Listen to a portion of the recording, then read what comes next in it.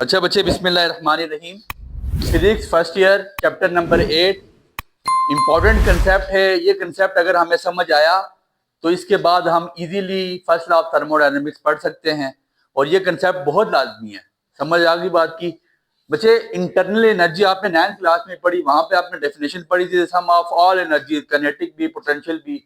आपने कहा ये इंटरनल एनर्जी कहलाता है, इंटरनल अंदर की एनर्जी। अब किसके अंदर की एनर्जी? देखिए, बात इतनी सी बच्चे, मेरी बात पे गौर करें। ये आपके पास एक कंटेनर मौजूद है, हम चीज को समझ के खुद डेफिनेशन बनाएंगे। हमारे पास एक कंटेनर मौजूद है और इसके अंदर गैस मॉलिक्यूल्स हैं बच्चे। ये ऐसे ऐसे इसके अंदर गैस मॉलिक्यूल पाए जा रहे हैं। आपको कोई इतराज यहां तक? मैंने कहा जी गैस मॉलिक्यूल, ये एक कंटेनर है, इसके अंदर गैस मॉलिक्यूल है। अब इस कंटेनर के अंदर गैस मॉलिक्यूल हैं तो मैंने उसको नाम दे दिया। मेरे पास क्या चीज है? सिस्टम है। ये एक पूरा सिस्टम है और इसके इर्द गिर्द जो भी चीज, जाहिर सी बात है ये एटमॉस्फेयर में पड़ा होगा, तो वो इसके इर्द गिर्द जो चीज भी है वो इसके गिर्द जितनी भी चीजें हैं वो सराउंडिंग कहलाएगा। क्या कहलाएगा? सराउंडिंग। अब इंटरनल एनर्जी क्या है? इसके इंटरनल ये जो गैस मॉलिक्यूल्स है ना, इसकी एनर्जी, जो इसके अंदर इंटरनल गैस मॉलिक्यूल्स हैं उनकी एनर्जी क्या कहलाए?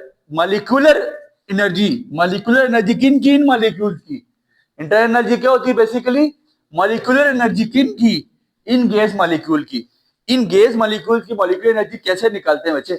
इन गैस मॉलिक्यूल्स की मॉलिक्यूलर एनर्जी दो तरह की होगी, एक काइनेटिक और दूसरी पोटेंशियल। अब काइनेटिक एनर्जी तीन किस्म की इसके अंदर पाई जा रही हैं। अगर एक आपके पास गैस मॉलिक्यूल जैसे पड़ा हुआ था, ये ट्रेवल करता हुआ ऐसे आगे जा रहा है, इट इज कॉल्ड ट्रांजिशनल। कोई इस बात में इनकार नहीं। अब गैस मॉलिक्यूल्स की मोशन रैंडम मोशन है। हो सकता है कुछ ऐसे रोटेट होकर मूव हो रहे हो, कुछ ऐसे एक दूसरे से टकरा रहे हो, तो दूसरी कौन सी एनर्जी यहां पाई जाएगी? Rotational kinetic energy. मतलब ये दो गैस मॉलिक्यूल्स हैं, ऐसे रोटेट हो रहे हैं क्लॉकवाइज एंटी क्लॉकवाइज, जिस तरह भी है। ये सिस्टम के अंदर सिस्टम के अंदर की मॉलिक्यूलर एनर्जी पाई जा रही है बच्चे। तीसरी बात, इसमें एक और एनर्जी पाई जा रही है, इसके बीच में वाइब्रेशंस हैं। जाहिर सी बात है, गैस पार्टिकल्स के बीच में वाइब्रेशन है, मॉलिक्यूल्स के बीच में वाइब्रेशन है, तो तीसरी कौन सी एनर्जी? वाइब्रेशनल काइनेटिक एनर्जी पाई जा रही है। और याद रखिएगा, अमूमी तौर पे हम जब गैस का जिक्र करते हैं ना, तो हम ट्रांजिशनल काइनेटिक एनर्जी के बारे में पढ़ते हैं, बाकी दो के बारे में हम इतना डीप स्टडी नहीं कर रहे होते हैं। अब आपका सवाल होना चाहिए, सर की पोटेंशियल एनर्जी क्या है और इसके अंदर पोटेंशियल एनर्जी कैसे आएगी? हमने तो पढ़ा था जी potential energy due to position होती है। हमने पढ़ा था कि सर, हमने पढ़ा potential energy due to position होती है। और यहाँ पे पोजीशन कैसे है बच्चे? बात इतनी सी है, कॉमन सा कंसेप्ट है। ये आपके पास दो गैस पार्टिकल्स है। जब सुनिएगा, जब दो गैस पार्टिकल्स आपस में एक दूसरे को अट्रैक्ट करेंगे उसको पोटेंशियल एनर्जी कहते हैं। Potential energy of the molecules क्या? व्हेन, लिख लीजिएगा, when two gas particles attract each other it is called potential energy of the molecule. Sir, उस मॉलिक्यूल की क्या कहलाएगी? वो potential energy of the molecule. जब दो गैस मॉलिक्यूल एक दूसरे को अट्रैक्ट करेंगे तो उस गैस, रिपेल भी कर सकते हैं, अट्रैक्ट भी कर सकते हैं। अट्रैक्ट करेंगे तो उसकी जो मॉलिक्यूल की एनर्जी कहलाएगी उसको हम पोटेंशियल एनर्जी का नाम देंगे। यहां तक कोई मसला नहीं बच्चे। अब डेफिनेशन बना लें इंटरनल एनर्जी की। The sum of all kinetic energy and potential energy of the molecular system या of the molecules of the system. The sum of kinetic and potential energy of the molecules of the system is called internal energy. हमने इसकी definition बना ली है, कोई इसमें मसला नहीं है। इसके बाद इसके साथ के टॉपिक है, उस टॉपिक में बहुत से लोग गलती करते हैं बच्चे। हीट कन्वेंशन आपको पता होना चाहिए कि यार साइन क्या लगते हैं। ठीक है जी, साइन क्या लगते हैं? Sign conventions for work and heat transfer. Sir, sign क्या लगेगा जब एक बॉडी पे कोई वर्क हो? साइन क्या लगेगा जब एक जगह से हीट पास आउट हो या किसी में हीट इंजेक्ट हो? वहां पे साइन क्या लगता है? क्या अलामत लगेगी? पॉजिटिव लगेगी या नेगेटिव लगेगी? आपको कैसे पता चलेगा? सर, मेरा कंसेप्ट सुनिएगा। ये आपके पास एक सिस्टम मौजूद है। मैं पहले आपको वर्क के बारे में बताऊंगा। ये आपके पास एक यहां से आपने इस पे एक वर्क अप्लाई किया या फोर्स अप्लाई की, इसका क्या मतलब है? वर्क डन ऑन द, ये आपने इस पे वर्क किया है और सिस्टम ने आगे से कोई रिस्पांस दिया, जाहिर सी बात है आपका इनपुट होगा, सिस्टम कोई आउटपुट रिस्पांस देगा। मिसाल के तौर पे आपने गाड़ी को धक्का लगाया, इनपुट था, गाड़ी ने ट्रेवल करना शुरू कर दिया, आउटपुट था, आपने सिस्टम को रिस्पांस आपने देना होता है, work done on the system. और ये जो एरो बता रहा है work done by the system, work done by the system. समझ आ गई बात की? अब ऐसा है कि आपने बताना है कि वर्क किस जगह पे, जब गैसेस, आपके जो गैस मॉलिक्यूल्स हैं एक्सपैंड होंगे तब वर्क की क्या साइन आएगा, कंप्रेस होंगे फिर गैस का क्या साइन आएगा, फिर आपके पास वर्क का क्या साइन आएगा, अलामत क्या आती है। बच्चे बड़ी इजी सी बात है, मेरी बात पे गौर करें। मेरे पास एक कंटेनर मौजूद है, सादी से लफ्जों में समझा रहा हूं और प्रैक्टिकल करके बता रहा हूं लंबी थ्योरियां नहीं लिखवा रहा, ना थ्योरी का मैं कायल हूं, मेरी बात पे गौर करना बच्चे। ये आपके पास यहाँ पे क्या है? गैस मौजूद है, गैस के पार्टिकल फॉर एग्जांपल यहाँ पे मौजूद है। समझ आ गई बात की? इसके ऊपर एक ये पिस्टन पड़ा हुआ है, पिस्टन पता है ना क्या होता है?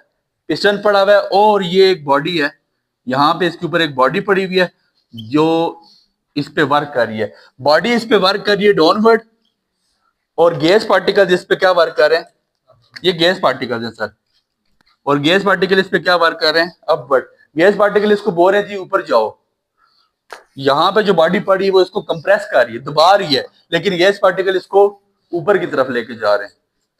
दूसरी बात फिर सुनिएगा, एक और सिस्टम मेरे पास मौजूद है, इसमें इसी तरह गैस पड़ी हुई है, इस पे इसी तरह गैस पड़ी हुई है, और इसी तरह यहाँ पे एक पिस्टन लगा हुआ है, इसके ऊपर वर्क करने के लिए एक बॉडी मौजूद है, और वो भी ये कह रही है, ये कह रही भाई साहब नीचे, और ये कह रहे हैं जी तुम ऊपर जाओ। ठीक है, अब सुनिएगा, अगर मैं यहाँ पे जब हीट प्रोवाइड करूंगा, क्या प्रोवाइड करूंगा? सुनिएगा, मैं क्या प्रोवाइड करूंगा? गैस के पार्टिकल आपस में क्या होना शुरू हो जाएंगे?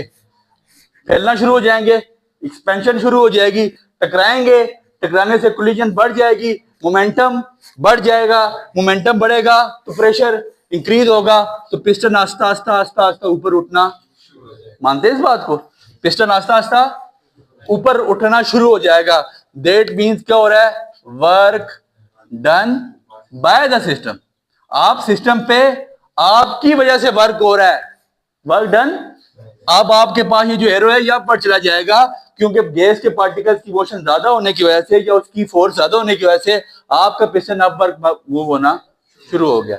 समझ आ गई बात की? लेकिन यहां पे ऐसा हुआ कि आपने उसको हीट प्रोवाइड भी की, लेकिन हीट इतनी कम थी, सुनिएगा, कि उसने आपके पिस्टन को मूव अप नहीं कराना, और होना क्या शुरू हुआ? आस्ता आस्ता ये और नीचे होना, वर्क ऊपर से जो बॉडी पड़ी हुई थी उसने फोर्स लगाई तो पिस्टन और नीचे होता चला गया।